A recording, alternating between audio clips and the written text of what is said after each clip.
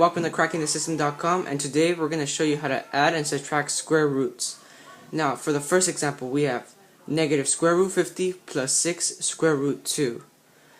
Now, what we want is we want to have similar radicands on both sides. To do this, we have to create a factor tree for square root 50. So that would be square root 25 times square root 2. Bring down the negative sign, bring down the rest of the equation, 6 square root 2.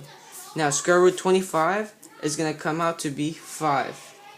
Bring down the negative sign, making it negative 5. Bring down the rest of the equation, square root 2 plus 6 square root 2. Now that we have similar radicands on both sides of the both sides, we can now add negative 5 plus 6, making it 1 square root 2. Making it square root 2 as your final answer. Now for the second example, we have square root 112 plus square root 63. Now I don't know what number times what number equals 112, but I sure know that one of these perfect squares is gonna be in my factor tree, because like I said before, we need radicands on both sides. So here's a little trick. I type in 112 into my calculator and I divide it by one of these perfect squares. So I'm gonna try 16.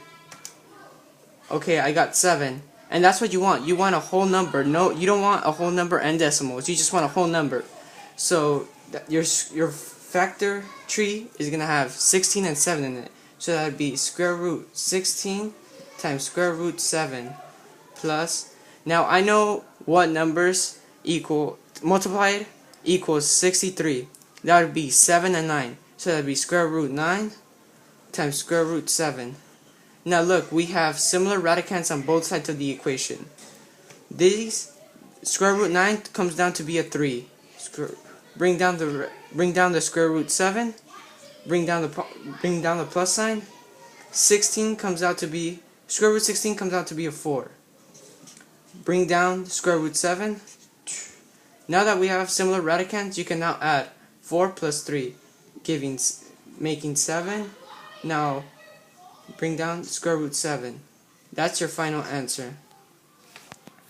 Now let's try the method that I just showed you. Now you don't know 150 by the top of your head, so let's type in 150 into the calculator, divided by one of these perfect squares. I'm gonna try 25, and I get 6. So the factor tree would have 25 and 6 inside. So that'd be square root 25 times square root 6 minus 8. Bring down the rest of the equation, 8 square root 6. Now that we have similar radicands, we can now wait, hold up, sorry. The square root 25 needs to come down as a 5. Square root 6 minus 8 square root 6. So now that we have similar radicands, you can subtract the 5 minus 8, making negative 3 square root 6 as your final answer. Thank you.